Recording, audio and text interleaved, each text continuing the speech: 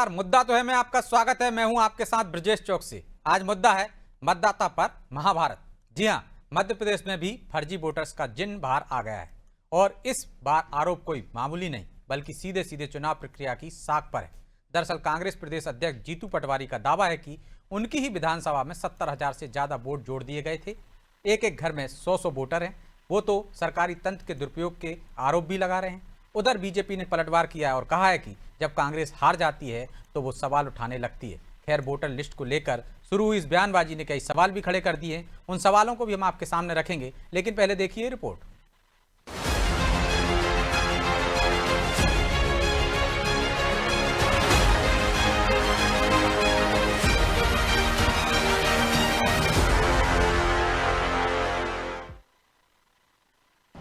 जीतू पटवारी ने उठाए सवाल, फर्जी वोटर्स पर एमपी में भी उबाल। महाराष्ट्र और बिहार के बाद अब मध्य प्रदेश की सियासत भी फर्जी वोटर लिस्ट को लेकर गर्मा गई है। मीडिया रिपोर्ट्स में जब प्रदेश में फर्जी वोटर्स की मौजूदगी का दावा हुआ तो कांग्रेस हमलावर हो गई और अब इस मुद्दे पर प्रदेश में सियासी तूफान खड़ा हो गया है। पीसीसी चीफ जीतू पटवारी ने आरोप लगाया कि उनकी खुद की विधानसभा सीट में 70,000 वोट अचानक बढ़ा दिए गए। कई घरों में 100-100 वोटर्स के नाम दर्ज हैं, लेकिन शिकायतों के बावजूद ना तो वोट कम किए गए और ना ही कोई ठोस कार्रवाई हुई। मेरी विधानसभा में जब मैं चुनाव लड़ा था तो आखिरी 2 महीने में 70,000 वोट बढ़े थे। मैंने उसकी शिकायत की थी। इस तरीके के 1600 जगह एक के घर में 100-100 नाम होना, ये अपने आप में बताता है कि भारतीय जनता पार्टी जो राहुल गांधी आवाज उठाते हैं, वो चाहे महाराष्ट्र की हो, चाहे बिहार की हो, चाहे मध्य प्रदेश की हो, एक जैसे हालात हैं। यानी चुनाव को कैसे खरीदना, बेचना और मैनिपुलेट करना सरकारी तंत्र पर, इसीलिए तो लोकतंत्र खतरे में है। इधर फर्जी वोटर्स को लेकर कांग्रेस ने बीजेपी और चुनाव आयोग को घेरा तो बीजेपी ने भी पलटवार किया और संवैधानिक संस्थानों का अपमान करने का आरोप लगाया। क्या कुछ बीजेपी ने कहा, वो भी सुन लीजिए। चुनाव आयोग और चुनाव आयोग की प्रक्रिया पर प्रश्न चिन्ह उस समय लगाती है जब वो हारती है। आप जीतते हो तो सब अच्छा होता है, नाचना आवे आगन टेढ़ा। अरे जनता में जाइए, जनता में अपनी स्वीकारोक्ति पैदा करिए, उसके बाद राजनीतिक गतिविधियों में भाग लीजिए। कभी ईवीएम तो कभी फर्जी वोटर्स। लगता है ये मुद्दे अब कांग्रेस के लिए अहम हो गए हैं। जब जब कांग्रेस की हार होती है तो वो इस तरह के आरोप लगाने लगती है। लेकिन अब सवाल ये है कि प्रदेश में फर्जी वोटर्स का कांग्रेस को पता था तो अभी तक वो क्या कर रहे थे? अगर शिकायत पर कोई कार्रवाई नहीं हुई तो उन्होंने कोर्ट या अन्य उपाय क्यों नहीं किए? जब महाराष्ट्र और बिहार में ये मामला तूल पकड़ रहा है और प्रदेश को लेकर भी मीडिया रिपोर्ट सामने आ रही है तो कांग्रेस की नींद क्यों टूट रही है? खैर, सवाल कई है, लेकिन देखना होगा कि फर्जी वोटर्स पर शुरू ये बयानबाजी प्रदेश की सियासत को कितना गर्मा पाती है। ब्यूरो रिपोर्ट, अनादि टीवी।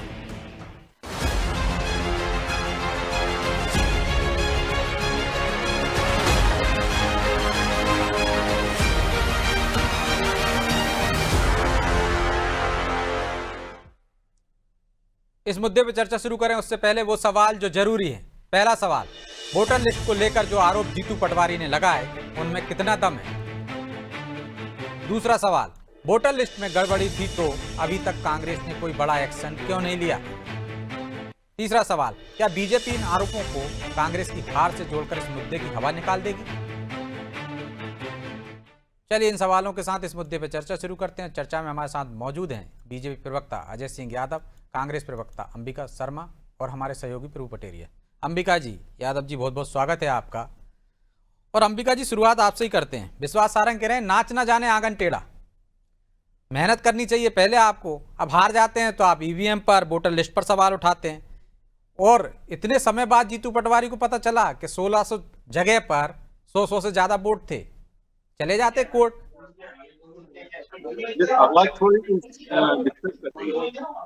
हेलो जी अंबिका जी, देखिए, हमारे राष्ट्रीय नेता राहुल गांधी जी शुरू से जो वोटर लिस्ट का फर्जीवाड़ा है इस पर प्रामाणिक दावे कर रहे हैं और इस गंभीर मुद्दे को बड़े जोर शोर से उठा रहे हैं।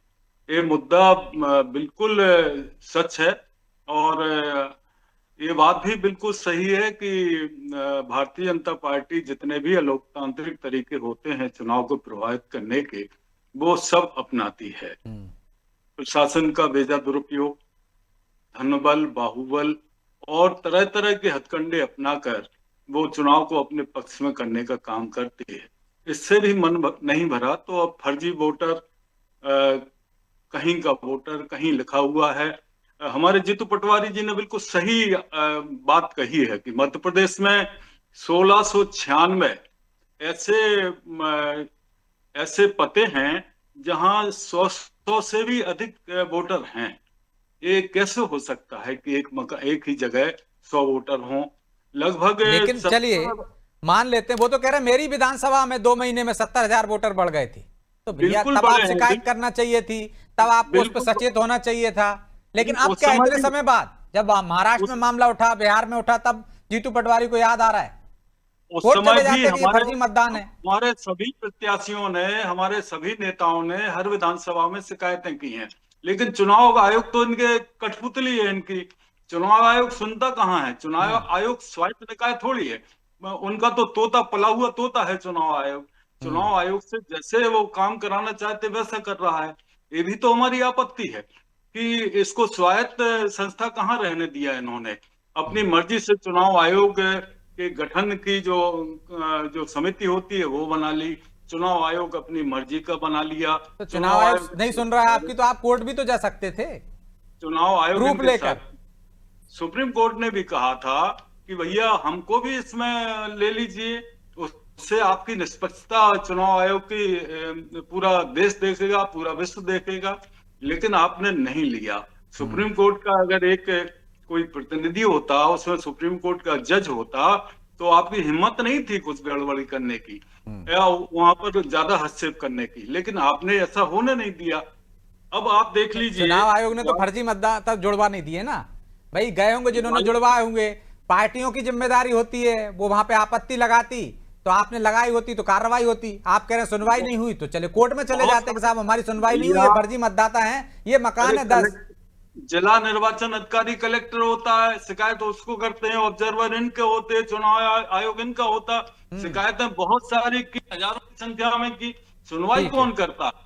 कोई सुनवाई नहीं करता है मित्र, आप भी जानते हैं, हम भी जानते हैं। ठीक है अजय जी, कोई सुनवाई नहीं हो रही उनकी, कठपुतली है चुनाव आयोग, आपने तोता बना रखा हुआ है, जैसा चाहते हो वैसा कर लेते हो।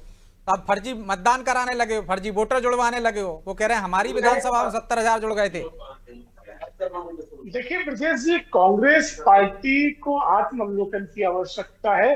कांग्रेस पार्टी कभी भी ये स्वीकार नहीं करती कि उनकी रीति नीतियों की वजह से जनता उन्हें लगातार नकारती है, और स्वीकार करने की बजाय प्रशासन, निर्वाचन आयोग, ईवीएम, सुप्रीम कोर्ट सभी पर दोषारोपण करते हैं, केवल अपने नेतृत्व की कमियों को स्वीकार नहीं करते हैं। अरे जीतू पटवारी कह रहे हैं कि उन्हें भी संदेह है कि मतदाता सूची में फर्जी नाम है, तो उन्हें तो स्वागत करना चाहिए इस तरह की नियमावली का, जिसमें पुनः मतदाता सूचियों का निरीक्षण हो रहा है। मतदाता सूचियों में जो फर्जी नाम होंगे उन्हें काटा जाएगा, तो इसमें कांग्रेस पार्टी को स्वागत करना चाहिए। लेकिन कांग्रेस पार्टी तो बंगाल से लेकर मध्य प्रदेश तक फर्जी है जो वो आरोप लगा रहा है, वो आप कह रहे हैं कि हम चेक करवा रहे हैं, फर्जी होंगे तो हटा देंगे।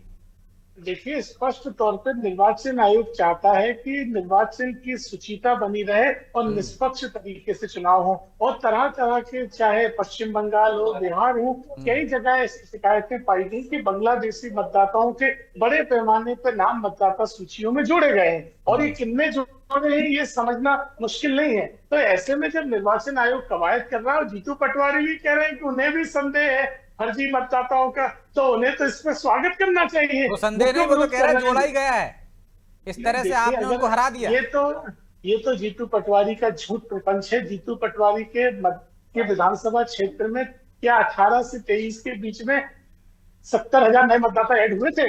ये झूठ है जो जीतू पटवारी बोल रहे हैं। इतने जिम्मेदार पद पे बैठ के इस तरह के झूठ नहीं बोलना चाहिए। आपको जनता नकारती है और आप इस तरह के झूठ प्रपंच करके संस्थानों के ऊपर दोषारोपण करते हैं। जब जब तेलंगाना में चुनाव होता है, कर्नाटक में चुनाव होता है, हिमाचल में चुनाव होता है, तो ईवीएम और निर्वाचन आयोग निष्पक्ष हो जाता है। और जब आप उत्तर प्रदेश में हारते हो, केंद्र में हारते हो, तो ईवीएम पे सवाल उठा लेते हो। राहुल गांधी भी तो इसी ईवीएम से जीते ना, दो क्षेत्रों से। तो कांग्रेस पार्टी कह दे कि वो गलत जीते हैं, तो कांग्रेस पार्टी उसको तो निष्पक्ष मान लेती है। कांग्रेस पार्टी की रीति नीति दिखाई देती है। आप आतंकियों का साथ देते हो, सनातन का विरोध आप करते हो और तुष्टीकरण की राजनीति करते हो, तो ऐसी पार्टी को कहां वोट मिलेगा। और कांग्रेस पार्टी नीतियों को परिवर्तन नहीं करना चाहती है। निर्वाचन आयोग पूरी तरह निष्पक्ष तरीके से काम करता है।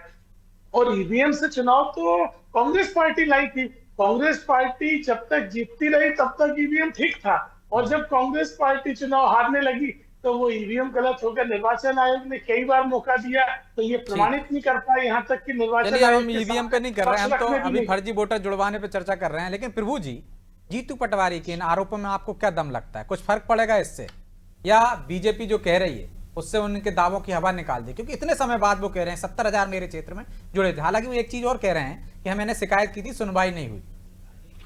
ब्रजेश जी, जीतू पटवारी जब पहला चुनाव लड़े थे तब क्या हुआ था, शायद उनको याद नहीं होगा। पहला चुनाव भी वो हारे थे विधायक का, उसके बाद वो 2 बार जीते हैं, उसके बाद वो फिर हारे हैं। तो यदि आप पहला ही चुनाव हार गए थे तब उसके बाद आप जीते, तो क्या वोटर आपने भी बढ़ाए थे?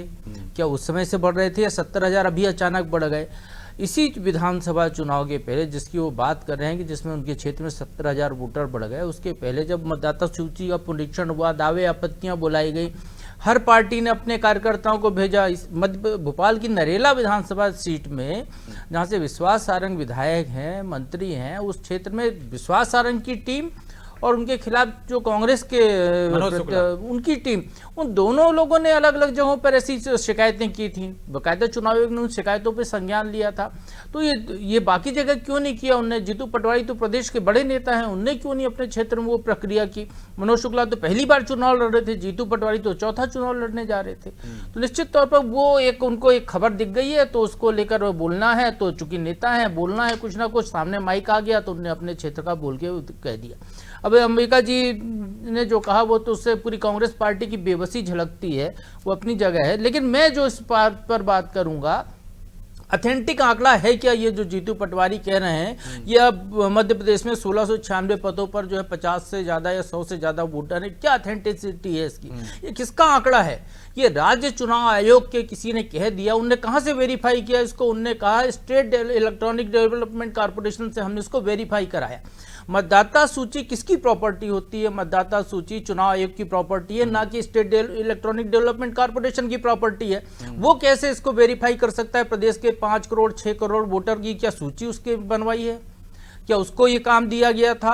और उसके किया हुआ काम कैसे हम ये मान लें कि बिल्कुल सही है, नेक टू नेक बिल्कुल सही कह रहा है वो? क्योंकि जो विभाग इतने सालों में प्रदेश के 56 विभागों की वेबसाइट नहीं संभाल पाया, अजय जी अभी खोल के देख लें, 4 विभाग से ज्यादा की वेबसाइट अपडेट नहीं होगी, खुद उसकी अपनी वेबसाइट अपडेट नहीं होगी, जो प्रदेश में कोई से भी साइबर ट्रेजरी का पेमेंट ढंग से नहीं करा पाता, वो विभाग 5 करोड़ 6 करोड़ मतदाताओं को एक बार में वेरीफाई करके दे रहा है कि उसने सिंगल क्लिक में वेरीफाई करके दे दिया, और इतने घरों में ऐसे पते मिल रहे हैं। राज्य चुनाव आयोग नगरीय निकाय और पंचायत के चुनाव कराता है, उसके बाद चुनाव आयोग जो है विधानसभा लोकसभा के चुनाव कराता है। जिन चुनावों की बात आंकड़े की यदि ये बात कर रहे हैं कि राज्य चुनाव आयोग के आंकड़े हैं नगरीय निकाय के आधार पे, तो चुनाव तो 3 साल पहले हुए थे विधानसभा चुनाव से।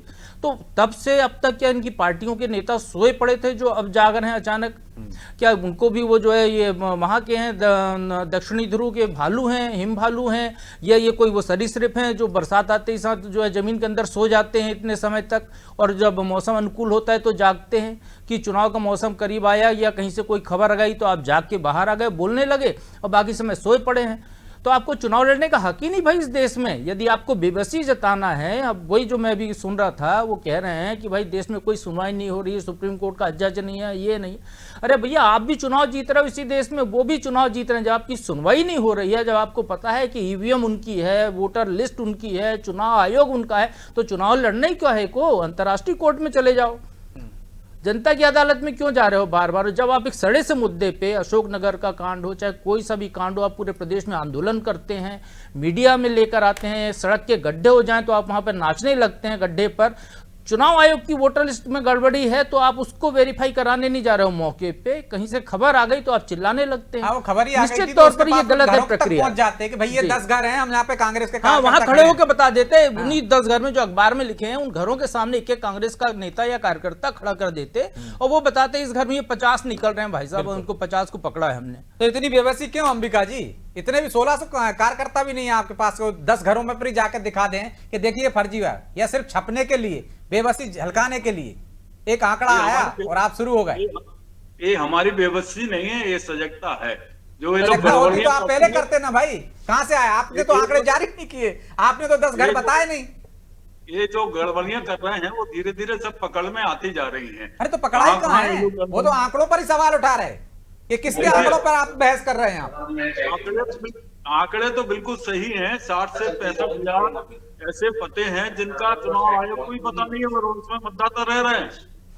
तो भैया 60-65 हजार अंबिका जी दिख रहा हो तो 1600 पते हैं, जो आप 60-65 हजार कह रहे हो। अखबार की जो कटिंग है वो कह रही है राज्य चुनाव आयोग 1600 पते कह रहा है, आप 60-65 हजार चले गए। और वो जो अजय सिंह जी कह रहे हैं ना कि झूठ बोल रहे हैं आप, 1600 तो आयोग ने बताया, आप वो कह रहे हैं 1600 मेरे ही क्षेत्र में है, जीतू पटवारी वो बोले 70,000 जुड़ गए। इतना तो वो भी नहीं बता रहे, नमक मिर्च भी नहीं लगा रहे हो आप, तो मसाला ही ज्यादा कर दिया आप। नहीं, ग्वालियर में ही 16,000 ऐसे पते हैं जिनका पता ही नहीं है, संदिग्ध पते हैं ये सब। अब सूची कहां से आंकड़ा ले आए? ब्रजेश जी सूची मांग लीजिए, अपन वेरीफाई करा लेंगे भाई। अंबिका जी मेरा आपसे निवेदन है सूची दे दीजिए, हम वेरीफाई करा लेते हैं, आप नहीं करा रहे। जो आप बात कर रहे हैं इसको सार्वजनिक करें ऐसी सूची, ताकि सभी के संज्ञान में आए और कार्रवाई हो सके। इस तरह की गैर जिम्मेदारीपूर्ण बयानबाजी न करें। इस चैनल पर बैठकर निवेदन कर रहे हैं, अब हमें किसी भी एजेंसी पर भरोसा नहीं।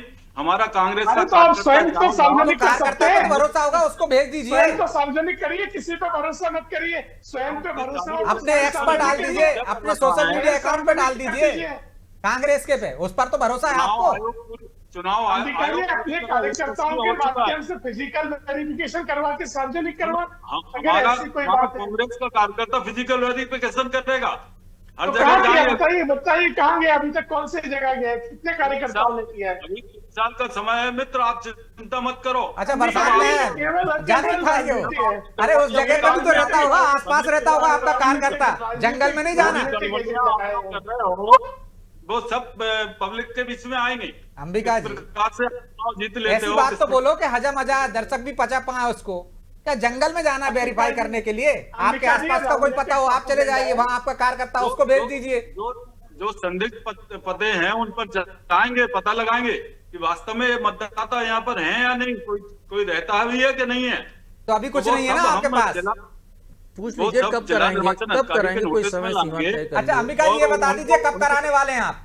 2 दिन में करा रहे हैं, 4 दिन में करा रहे हैं, समय सीमा बता दीजिए। इनको आईना दिखा देंगे हम कि देखिए जो गड़बड़ियां हैं, इनके आधार पर आप चुनाव जीतते चले आ पार्टी रहे पे हो। नहीं, आप तो बता दी खुद आप कितने जाके करने वाले हैं। चलिए पार्टी को जाने दीजिए, नहीं करेगी वो, आप ही कह दीजिए कि 2 में जाके करूंगा और बताऊंगा आपको इसी चैनल पर। जीतू पटवारी की नेतृत्व वाली पार्टी है प्रदेश में। फंसा दिया अंबिका जी को, कहाँ फंसा दिया अंबिका जी, बुजुर्ग नेता है। जीतू पटवारी को अपनी विधानसभा में पता नहीं कर पा रहे, आप प्रदेश की बात कर रहे हो। वो आज अखबार में आ जाती है तो कहते हैं साहब मेरे क्षेत्र में इतने पते हैं। फोबिया हो गया इन लोगों में, जीतू पटवारी का फोबिया है इन लोगों में, भारतीय जनता पार्टी में। जीतू पटवारी ने 29 की 29 सीटें हरवा दी कांग्रेस को, और हमें फोबिया, आपको फोबिया होगा जीतू पटवारी का, जिसने कांग्रेस को 0 पे ला दिया। और आपको कह रहे हैं हमारे लिए तो बना रहे ऐसे पटवारी, हमेशा जो एक भी सीट में जिता पाए,